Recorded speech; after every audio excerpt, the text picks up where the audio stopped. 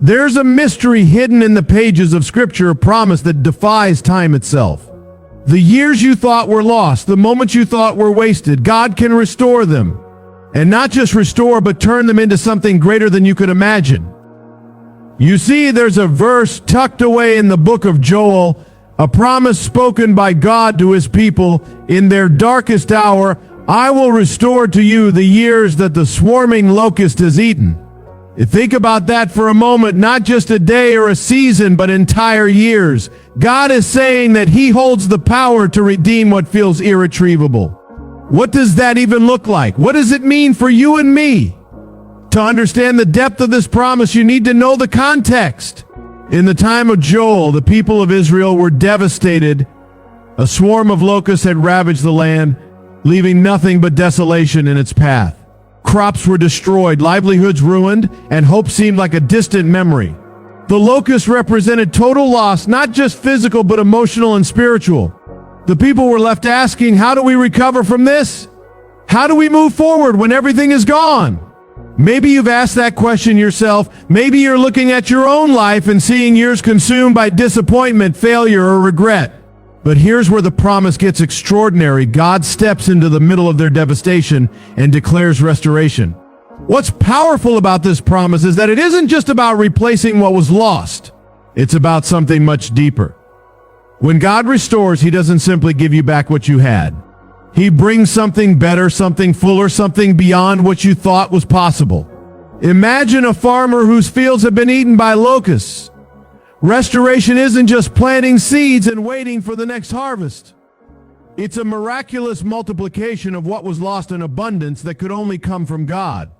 And that's what he does in our lives. He takes the broken pieces, the wasted years, and transforms them into a testimony of his goodness and power. Now you might be wondering, how does this work? How can God restore time? After all, time is linear, right? Once it's gone, it's gone. But here's the mystery. God isn't bound by time. He exists outside of it. What seems impossible to us is entirely possible for him. He can accelerate what would take years to achieve. He can bring relationships, opportunities, and dreams back into alignment in ways that defy logic. Think about Joseph in the Bible. He spent years in slavery and prison, years that could have been seen as wasted. But in a single moment, God elevated him to the second highest position in Egypt. Those wasted years became the foundation for Joseph's greatest purpose. That's the kind of restoration we're talking about. And it's not just about restoring what was lost, it's about restoring your soul. When locusts invade a field, they leave destruction in their wake. But they also leave scars on the land, a reminder of what was taken. Maybe your life feels the same way. Maybe the years of pain, betrayal, or failure have left scars that you can't seem to erase. But God's promise isn't just to replace what was taken, it's to heal those scars, to renew your spirit, and to give you a joy that overshadows the pain of the past. That's what the scripture means when it says God will give you beauty for ashes. It's not just restoration, it's transformation. What's remarkable about this promise is that it's not dependent on you. It's not about how hard you work to fix things or how much you strive to make up for lost time. It's entirely dependent on God's grace and his power. Your job is to trust him, to surrender the years you've been holding on to, and to believe that he can do what he's promised. Because the truth is, restoration starts with faith. It starts with believing that no matter how much time has passed, no matter how great the loss, God is still able to restore. So what does this mean for you? It means that the years you thought were wasted, the relationships that fell apart, the opportunities that slipped away, the dreams that seemed to die are not beyond God's reach. He sees every tear, every regret, and every moment you thought was lost. And he's not just a God who watches from a distance. He's a God who steps into the mess, into the devastation, and says, I will restore. The question is, will you trust him to do it? Will you believe that the God who spoke those words to his people in the book of Joel is speaking them to you today? God's promise of restoration isn't just a nice idea or a comforting thought. It's a reality for those who put their faith in him. And the beauty of it is that his restoration is always greater than what was lost. He doesn't just return what the locusts have eaten. He multiplies it, redeems it, and turns it into something that glorifies Him. So if you're feeling the weight of wasted years, take heart. The God of restoration is still at work, and He's not finished with your story. We've all had moments where life feels like it's slipping through our fingers. Days turn into months and months turn into years, leaving us with a gnawing question: what happened to the time? Maybe you look back and feel like you've wasted it. Opportunities came and went. Dreams faded, relationships fell apart. Or perhaps the weight of unexpected hardships, bad decisions, or even just the monotony of life left you feeling stuck, as if entire years were swallowed up by regret, disappointment, or loss. For some, wasted years look like a failed career, pouring time and energy into something that never paid off. For others, it might be the sting of a broken relationship, wondering why you invested so much into something that ultimately crumbled. Maybe you've endured a season of illness or emotional pain that drained the life out of you, leaving you feeling like those years were stolen. And then there are those moments of guilt, the if only moments when you replay mistakes over and over, wishing you could go back and do it differently. Life has a way of magnifying these feelings, doesn't it? The more time passes, the heavier the regret can feel. The years that were lost begin to define you. You start to believe that nothing can change, that the opportunities are gone, that the damage is irreparable. But here's the truth that the world won't tell you: those years weren't wasted in God's eyes. They may feel like lost time to you, but to Him, every moment, even the broken, painful ones, can be redeemed and restored. Think about this. God's view of time isn't like ours. He doesn't see the years as linear or fixed. He sees the full picture, the beginning, the middle, and the end all at once. And He's not limited by what has already happened. To Him, the years you thought were wasted are raw material for something greater. He specializes in taking the broken fragments of our lives and weaving them into something beautiful. The Bible is full of stories about people who felt like their time had been wasted. Take Moses, for example. He spent 40 years in the desert after fleeing Egypt. Can you imagine the thoughts that must have run through his mind? The regret, the doubt, the feeling of being disqualified from his purpose. But God wasn't done with Moses. In fact, those 40 years weren't wasted, they were preparation. When the time was right, God called Moses to lead the Israelites out of slavery, proving that what seemed like wasted time was actually God's way of refining him for his greatest calling. Or consider David. Anointed as king while still a young shepherd, he spent years on the run from Saul, living in caves and fighting for survival. To anyone looking at his life, it must have seemed like those years were wasted potential. But during that time, God was molding David's character, teaching him reliance and trust. By the time he became king, he was ready not because of his own strength, but because of what God had done in those so-called wasted years. And then there's Job, a man who lost everything: his wealth, his health, his family. If anyone had a reason to feel like his life was over, it was Job. Yet even in the midst of his pain, God was working. When the time of restoration came, God didn't just give Job back what he had lost. He gave him double, proving that no loss is too great for God to redeem. So what about you? What about the years you've spent feeling stuck or defeated?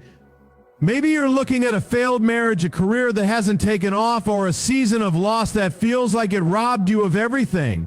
Maybe you feel like the pain of the past is too deep to overcome, but the message of Scripture is clear: nothing is too far gone for God. He promises to restore the years that the locusts have eaten, the years that seem to vanish without purpose or reason. But here's the key: restoration doesn't always look the way we expect. God's restoration isn't about going back to the way things were. It's about moving forward into something better.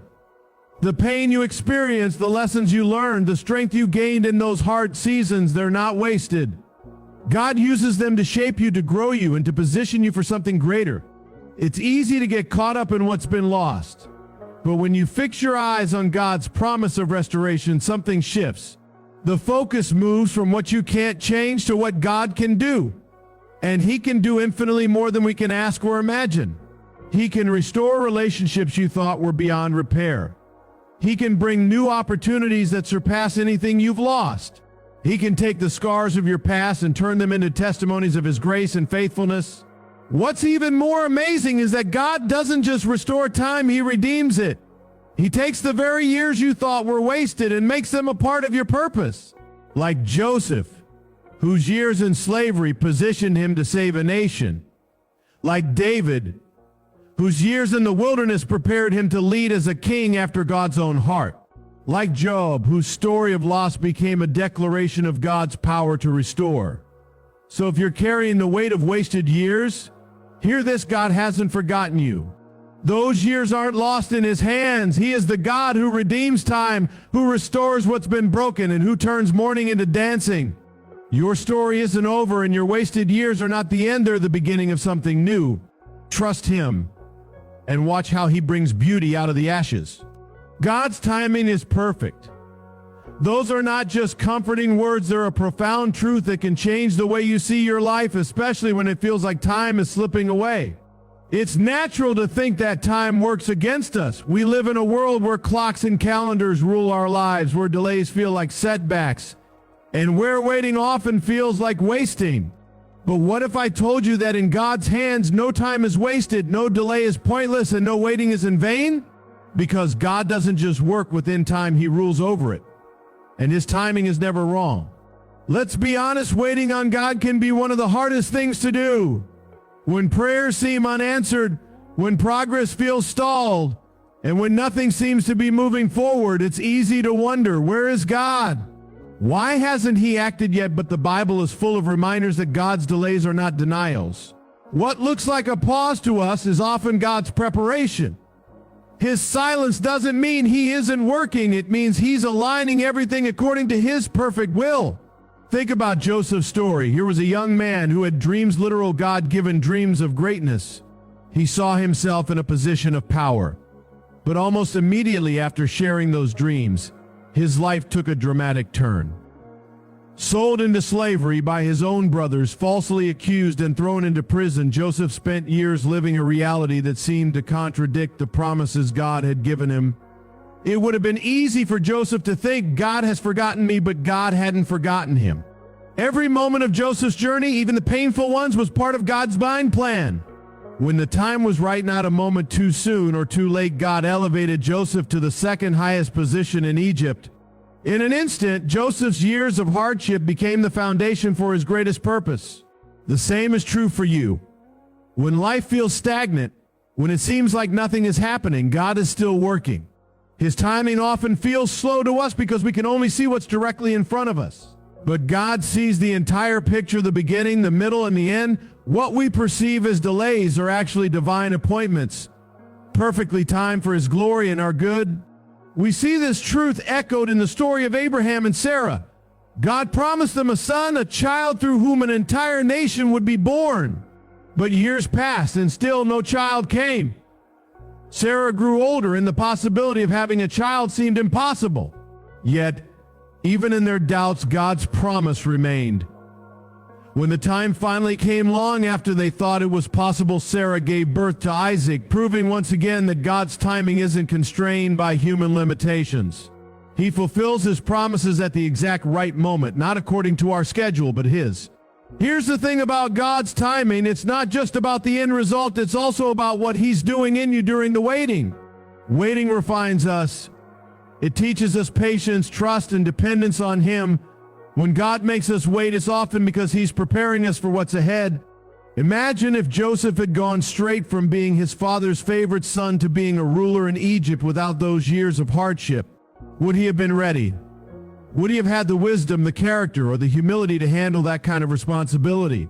Probably not. The same applies to us. Sometimes the waiting season is God's way of shaping us for the blessings he's preparing.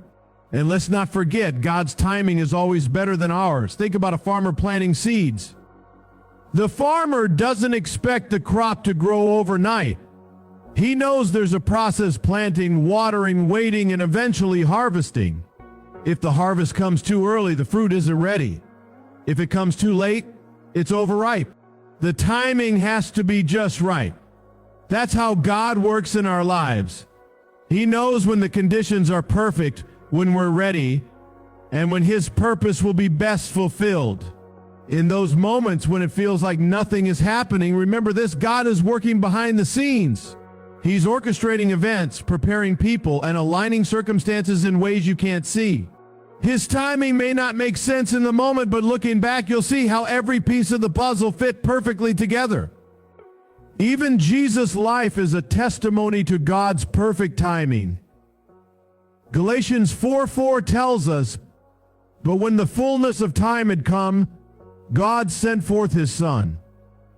Jesus wasn't born randomly or accidentally. He came at the exact right moment in history, fulfilling centuries of prophecy and changing the course of humanity forever.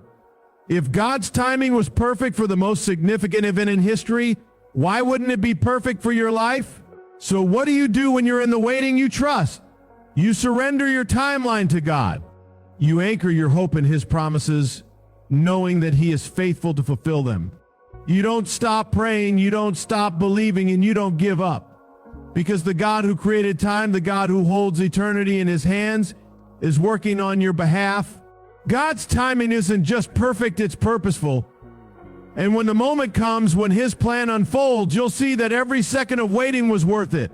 The years you thought were wasted, the opportunities you thought were missed, the prayers you thought were unanswered, they're all part of a divine masterpiece.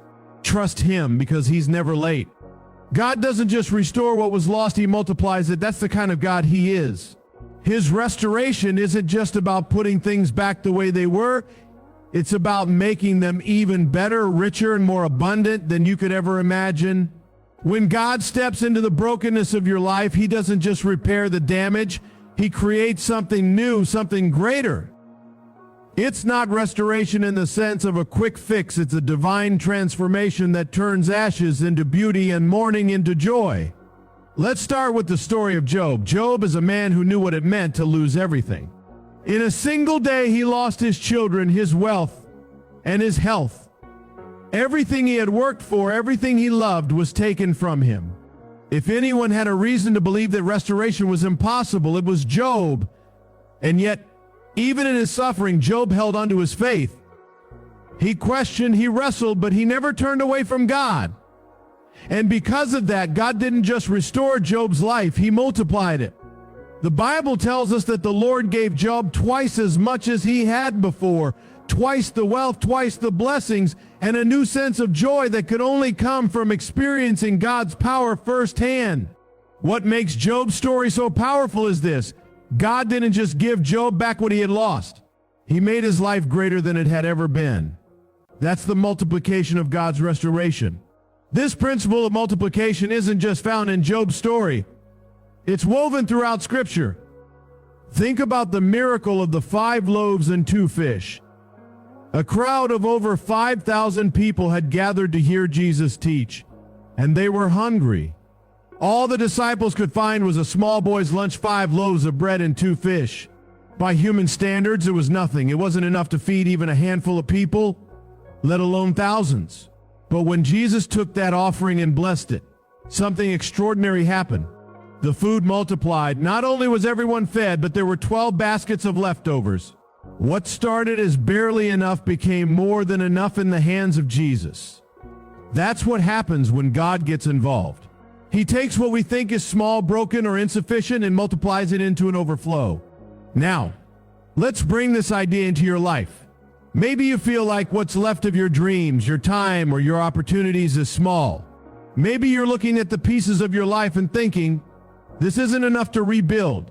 This isn't enough to make a difference, but the same God who multiplied the loaves and fish, the same God who restored Job's life, is the God who can multiply what's in your hands.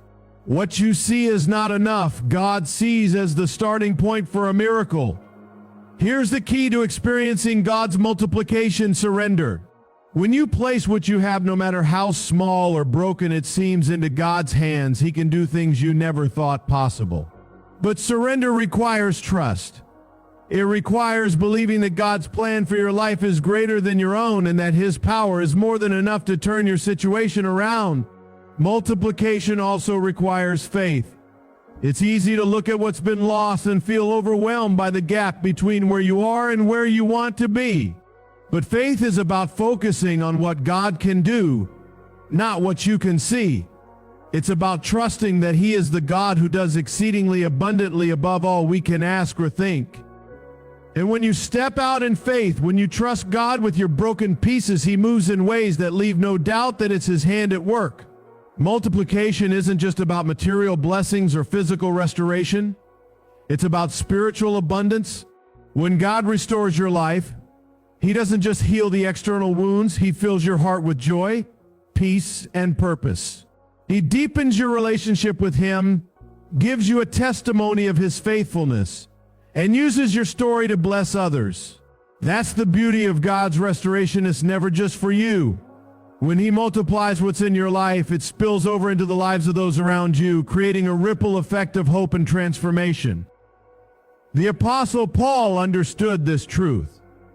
In 2 Corinthians 9:8, he writes, "And God is able to bless you abundantly, so that in all things at all times, having all that you need, you will abound in every good work." That's the heart of God's restoration. It's not about scraping by or just getting back what you lost. It's about abounding. It's about living in the overflow of His blessings and being a vessel of His goodness to others.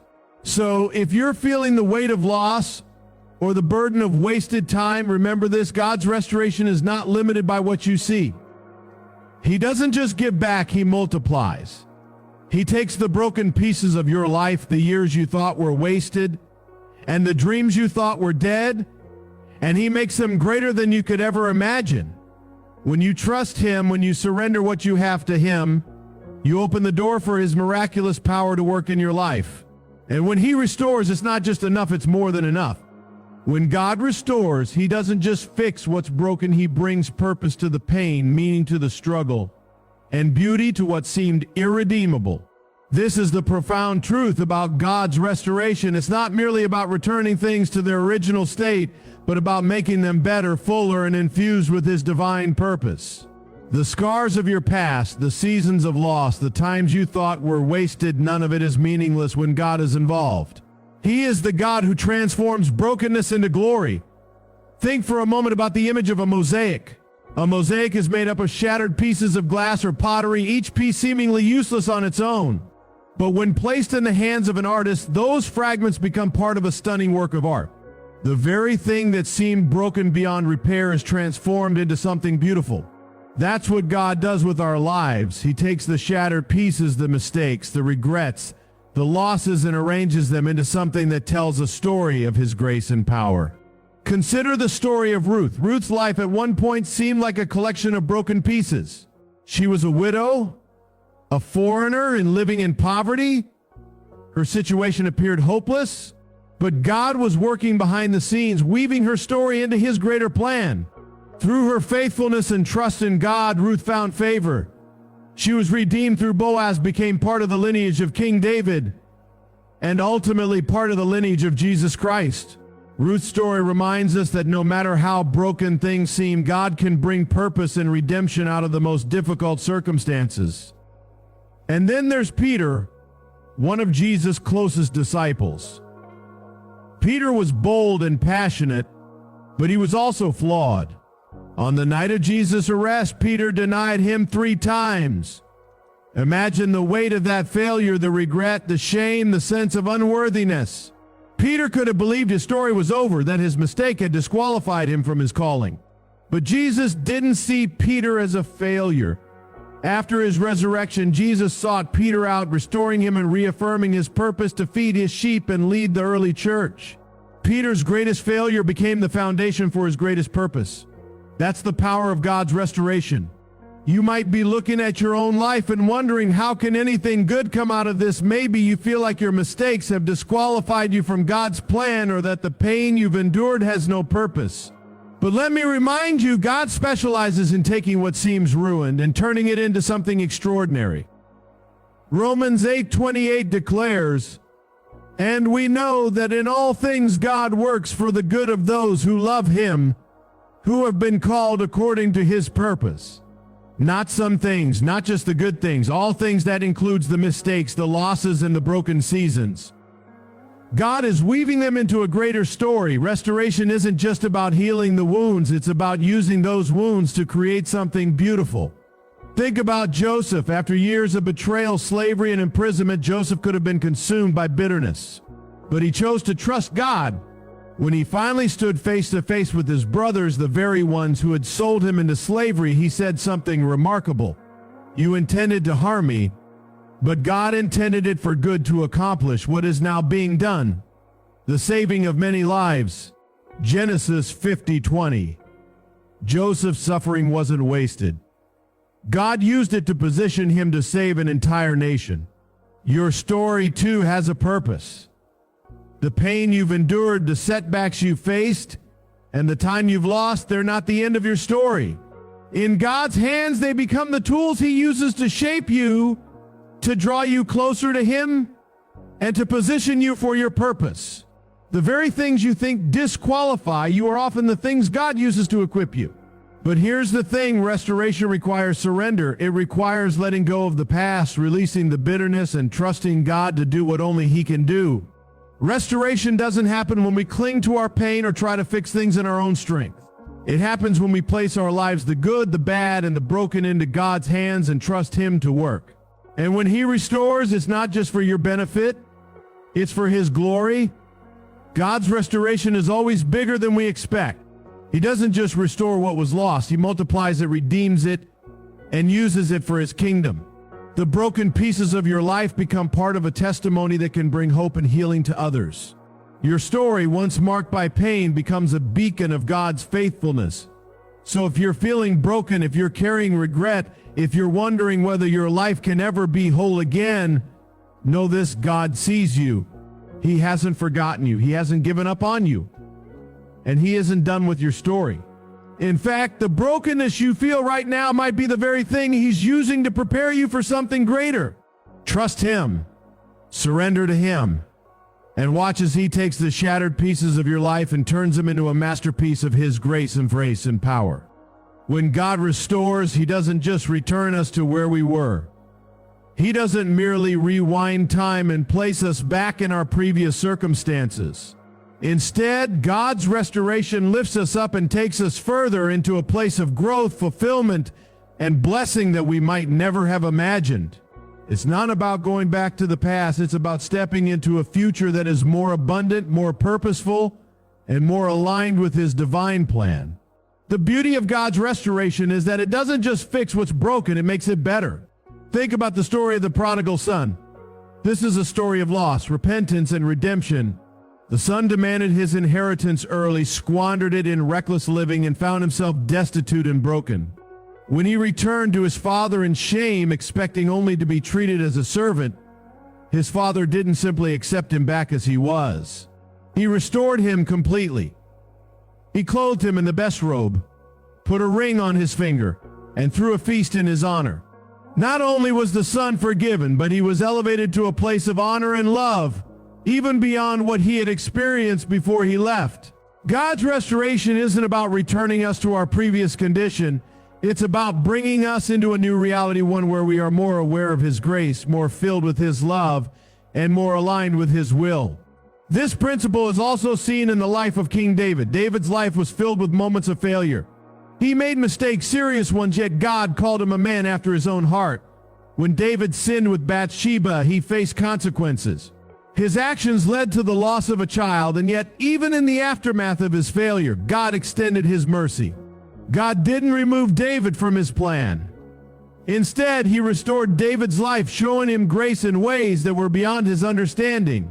Later in David's life, after the death of Bathsheba's son, God gave him another son, Solomon, who would go on to build the temple of the Lord, fulfilling God's purpose for David's line. Even in the wake of failure, God's restoration doesn't simply restore us to where we were. It propels us into the future he has planned for us. Restoration in God's eyes is not about punishing us for our mistakes, but about refining us and refining his plan. Consider the Apostle Paul. Once a fierce persecutor of Christians, Paul's life was radically changed when he encountered Jesus on the road to Damascus. His past was dark and filled with regret, but God didn't leave him there. Instead, God gave Paul a new purpose: to spread the gospel to the Gentiles. The transformation wasn't about restoring Paul to his former life. It was about giving him a new life, a new mission. and a new identity. God's restoration takes our mistakes, our sins, and our scars and uses them as a foundation for something beautiful and purposeful. This is the heart of God's restoration. He doesn't just return us to what we were. He takes us to what we were always meant to be. God doesn't view our past mistakes as something to be punished forever. He uses them as stepping stones toward greater things. Our failures become part of the testimony of His grace. Our scars become part of our story of redemption. Through God's restoration, we don't just heal, we grow. And God's restoration isn't limited to individuals. He can restore nations, communities, and families. The Israelites provide a powerful example of this. After years of exile, the people of Israel returned to their land, but it wasn't just about rebuilding their homes. It was about the restoration of their identity, their relationship with God, and their purpose. God's hand was upon them as they rebuilt the temple and reestablished their covenant with Him. This wasn't a return to their former glory, it was a restoration that brought them into a new era of fulfillment and divine purpose. This truth applies to us today. Many of us are holding on to pieces of our past that seem broken beyond repair. We might feel like our mistakes have irreparably damaged our future. But God is not constrained by our limitations. His restoration is not confined to our expectations. When God restores, He doesn't just repair the damage, He transforms it into something greater. Your past doesn't have to dictate your future. God's ability to restore is so much greater than anything you've experienced. He can take the fragments of your life and build something even more beautiful than what you've lost. Restoration in God's hands doesn't just bring us back to where we were, it brings us into a place of divine fulfillment. It's not just about returning to comfort or success, it's about aligning our lives with God's ultimate plan. It's about discovering new purpose, new blessings, and a new understanding of His grace. You think about the story of the Apostle John. He was one of Jesus' closest disciples, yet when Jesus was crucified, he was filled with fear and doubt. However, after Jesus' resurrection, John's life was radically changed. He went on to become a leader in the early church and the author of the book of Revelation. John's life wasn't restored to what it was before the crucifixion. It was restored in a way that was far greater. He was transformed, and through him, God's message was spread to the ends of the earth.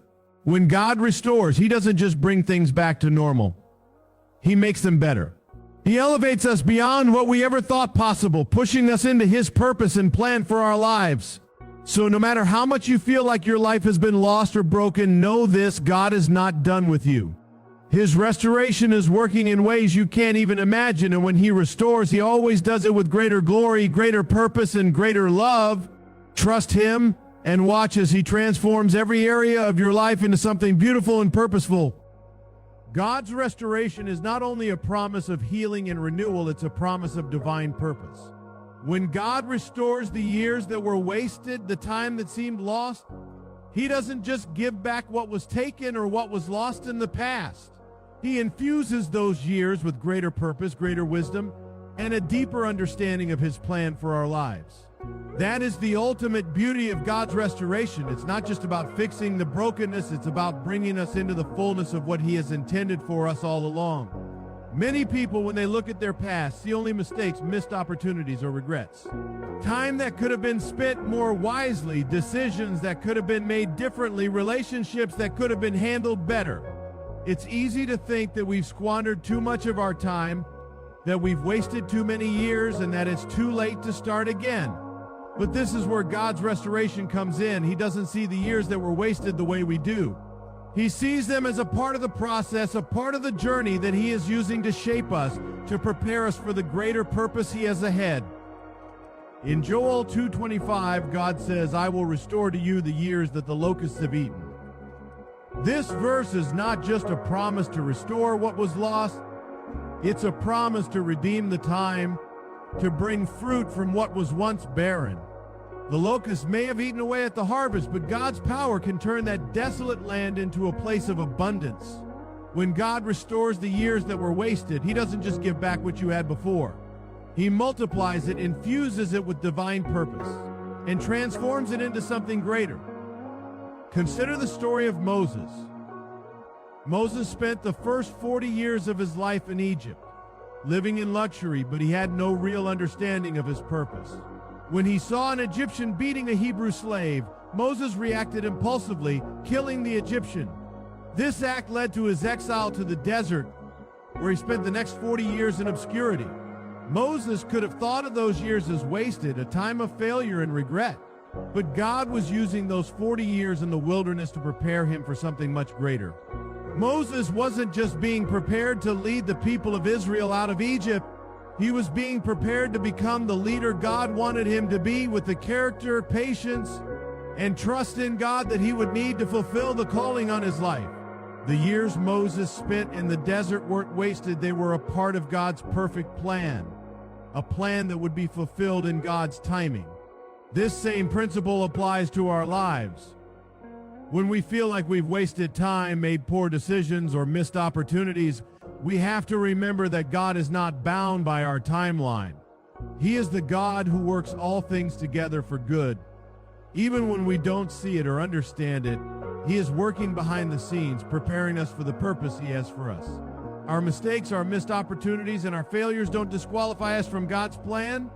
In fact, they often position us for greater things because they humble us, teach us, and make us rely on His strength instead of our own. Think about the Apostle Paul. Before his conversion, Paul was known as Saul, a zealous persecutor of Christians. He spent years actively working against the very movement that would eventually become the church. If anyone had reason to regret wasted years, it was Paul. But after his dramatic conversion on the road to Damascus, everything changed. Paul's past didn't disqualify him. It became part of his testimony. His knowledge of the law and his experience in persecuting Christians equipped him to be one of the greatest apostles and evangelists the world has ever known. God didn't just restore Paul's life. He redeemed his past, using his experience and his story to reach others and to build the church. What once seemed like wasted years became the very foundation of God's work in the world. And this is the heart of God's restoration. He takes what we think is lost, what we think is wasted, and He redeems it. He makes it count. He turns it into something greater than we could have imagined. When God restores your years, He doesn't just give you back what you lost. He makes the time you've spent in pain, regret, or failure part of the greater story He is telling. He brings meaning and purpose to everything you've gone through, using it for His glory. God's restoration also comes with a promise of new opportunities. When God redeems the time, He doesn't just give you back what you had. He opens new doors, presents new possibilities, and brings new people into your life who will help you fulfill your divine purpose. The restoration that God brings isn't just about recovering the past. It's about stepping into the future with a renewed sense of purpose, knowing that God has more for you than you could have ever imagined. There may be times when you look at your life and wonder if you've wasted too much time. You may feel like your past mistakes or missed opportunities are too big for God to redeem. But let me tell you this, there is no time that is beyond God's ability to restore. There is no mistake, no failure, no season of loss that God cannot redeem for His purposes. His restoration is complete, and it is always filled with greater purpose. If you feel like the years have been wasted, take heart. God is the God who redeems the time. He is the God who restores what has been lost. And He does it in such a way that the future will be filled with more purpose, more blessing, and more fulfillment than you could have ever imagined. Trust Him, surrender to His plan, and watch as He restores your wasted years. He is the God who makes all things new, and that includes your story.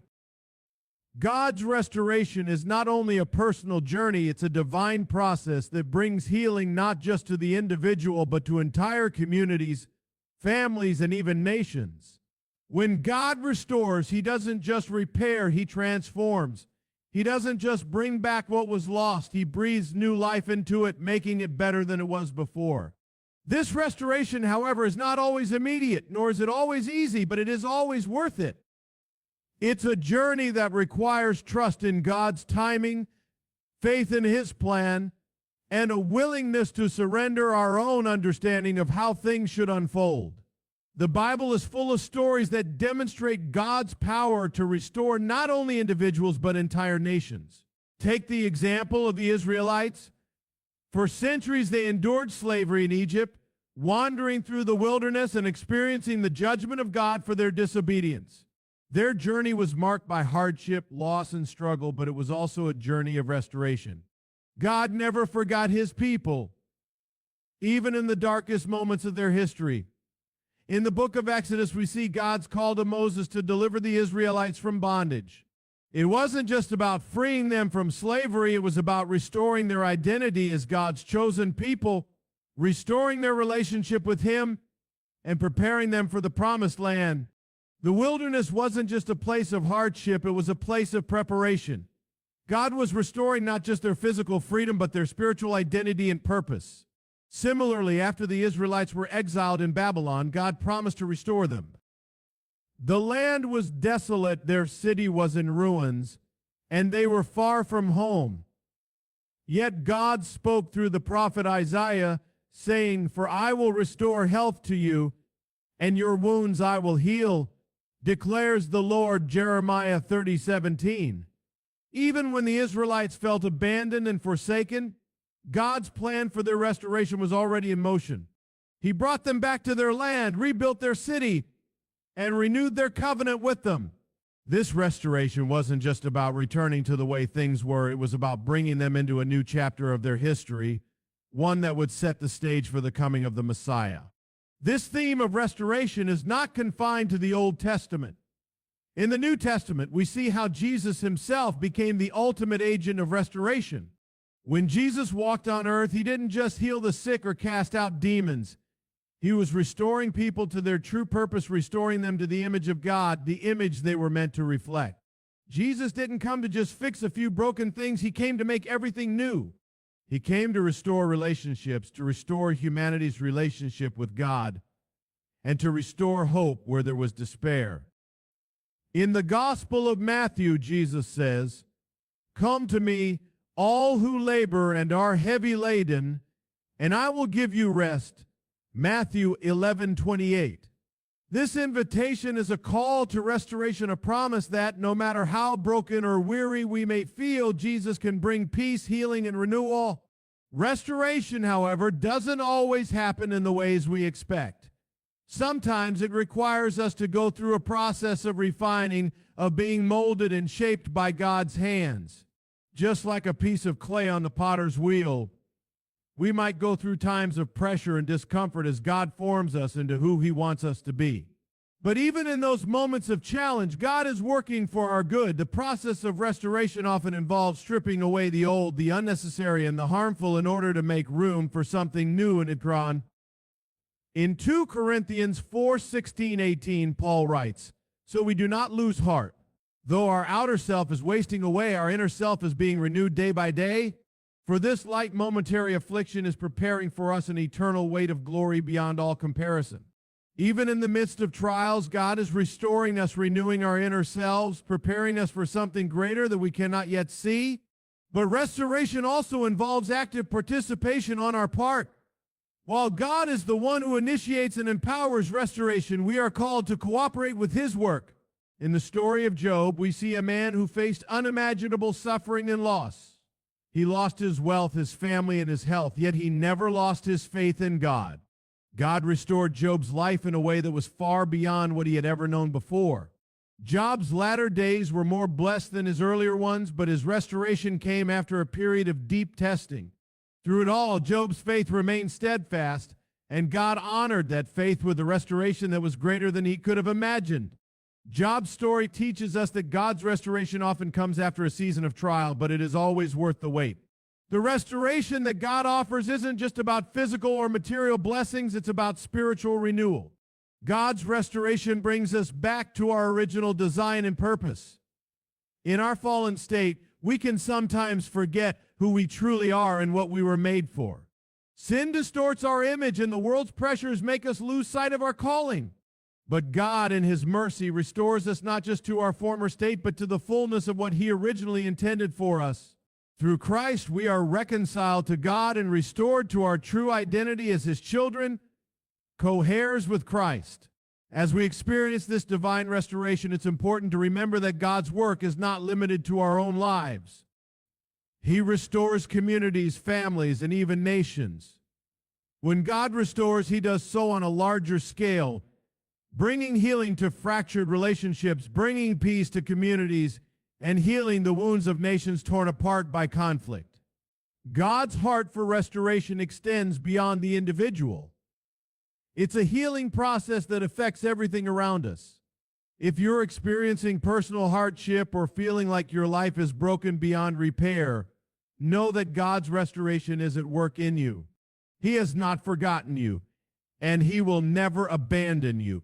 Even when you don't see the full picture, trust that God is moving on your behalf. His restoration is not just about returning things to what they were. It's about making them better, making them whole, and making them beautiful in His sight. And if you're waiting for the restoration of your life, trust that it's on its way. God has a purpose, a plan, and a future for you that is far greater than anything you could have imagined. Stay faithful, hold on to hope, and watch as God works His restoration in your life.